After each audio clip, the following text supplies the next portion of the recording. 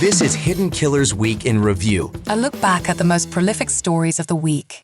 You're listening to the Hidden Killers podcast with Tony Brueski. Featuring attorney, guest, and former felony prosecutor Eric Faddis. Case against Brian Kohberger. We are still watching it and still kind of shaking our heads at the alibi. They did finally give an alibi. Well, they gave one first saying he likes to drive around. Then they added the moon and the stars to it and said, this is the official. He likes the moon and the stars. He likes to go hiking. And we got some expert witness who's going to say that all this other cell phone data that you have putting him in these places, he wasn't there. Oh, but his phone was off. So I don't really know how they're going to show that. And that's some of the arguments that have been made back from the state to the defense of Brian Kohberger, saying there still isn't an alibi. Adding the moon and the stars doesn't make it different. And how are you going to have any data on a phone that wasn't active during the time of the crimes being committed? Eric Faddis, defense attorney, joining me. Answer those questions for me in your crystal ball. Yeah, I mean, what comes to mind is defendants have a lot of leeway in terms of the defenses that they want to bring. But you still need a little bit of evidence to support the defense you're running. So, if it was self-defense, you got to at least have some evidence that your person was acting to defend themselves and wasn't the aggressor the whole time. That's sort of what we're seeing with this alibi, where the prosecution's saying, hey, what evidence do you have in support of this? You don't have a witness, which is almost always required. You have to have an alibi witness who's saying, no, this guy was somewhere else at the time. And so it's looking more like a general denial type of defense that has that cool alibi term put on top of it to make it more compelling for this jury without really the substance that's required to run an effective alibi. Now, what does it mean here where, okay, the alibi defense, you have to have it submitted by a certain time. It has to be legit. Doesn't appear to be, that at all. So what happens now if they're saying, look, this isn't an alibi?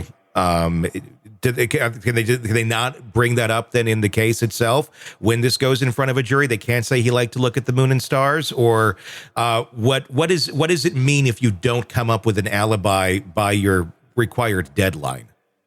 It means you have to argue that same position in a more indirect way to the jury, in a way that's probably less strong and less compelling.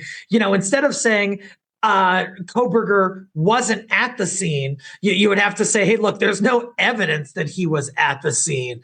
Instead of saying that he was driving around looking at the stars, you can say, hey, look, if you look at this cell phone data, a reasonable inference from it is that he was, driving around and not in the scene where these murders took place.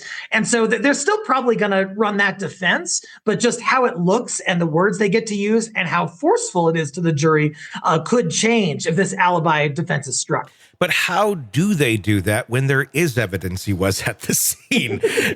When there was evidence of him being in the area with his cell phone? There isn't any evidence that shows him somewhere else. So how do you even, granted, you got to convince a jury, but how do you argue something that's just, the only evidence that exists supports the opposite?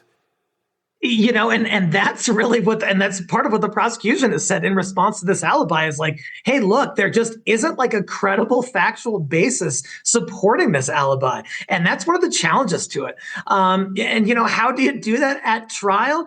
Reasonable minds can differ on facts and on or at least alleged facts. But do they have something to give to the jury on a silver platter saying my client's innocent? They clearly do not. No, not at all. There is going to be a ruling here soon on whether or not the trial will take place in Moscow, in Leda County. There's a lot of ways of looking at this where, look, it happened here. The community's been through this. They have a right to have this take place in their backyard for the sake of what happened. But there's also the argument to be made of, well, we don't want any sort of appellate issues down the road either of him not getting a fair trial. How do you see the judge solving that?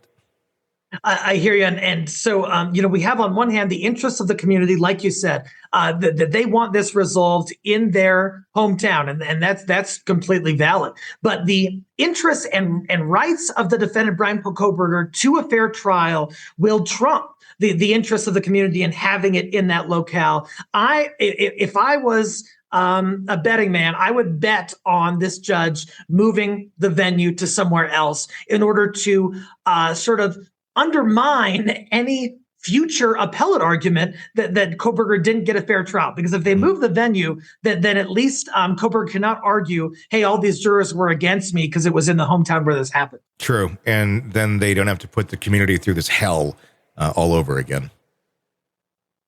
Yeah, that too. It's it's going to be so traumatic no matter what. The eyes of the world are watching this. And so this community has been through a whole lot. And I think they're probably ready to have this wrapped up just as much as everyone else involved. Want to listen ad-free? Want advanced access to all of our interviews before anyone else? Become a True Crime Today Premium Plus subscriber on Apple Podcasts. You get every episode commercial free. So you can binge on true crime until you can binge no more. Search True Crime Today Premium Plus on Apple Podcasts now, or go to our podcast page and sign up now. More of the Hidden Killers podcast next.